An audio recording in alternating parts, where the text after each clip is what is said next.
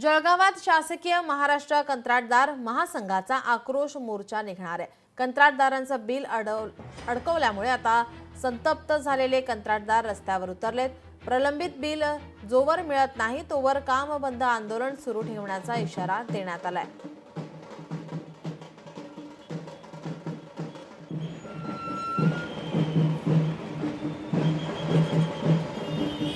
याचाच आढावा घेतला आमचे प्रतिनिधी सुमित देशमुख यांनी। पाहूया। आपल्या सोबत काही पदाधिकारी जुडलेले आहेत, आपण ते त्यांच्याशी संवाद साधूया। काय सांगणार तुम्ही? या ठिकाणी निषेध मोर्चा काढण्यात आलेला आहे।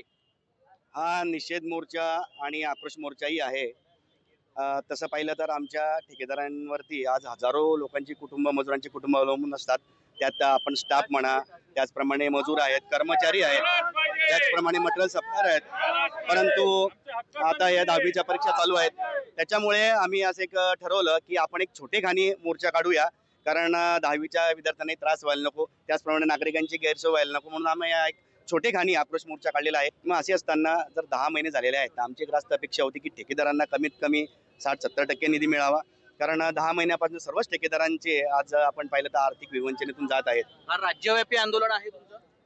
हे महाराष्ट्र राज्य कंत्राटदार महासंघ, राज्य अभियंता संघटना, त्याचप्रमाणे बिल्डर्स असोसिएशन ऑफ इंडिया आणि महाराष्ट्र ऑटोमिक्स कॉन्ट्रॅक्टर्स असोसिएशन अशा सर्व आमच्या ज्या राज्यस्तरीय संघटना आहेत, यांनी सर्वांनी मिळून हा निर्णय घेतलेला आहे। त्यांच्या आदेशान्वये आमचं हे आंदोलन चालू आहे। सुमित देशमुख, लोकशाही मराठी, जळगाव। लोकशाही मराठी, ऐका, पहा, जागरूक रहा।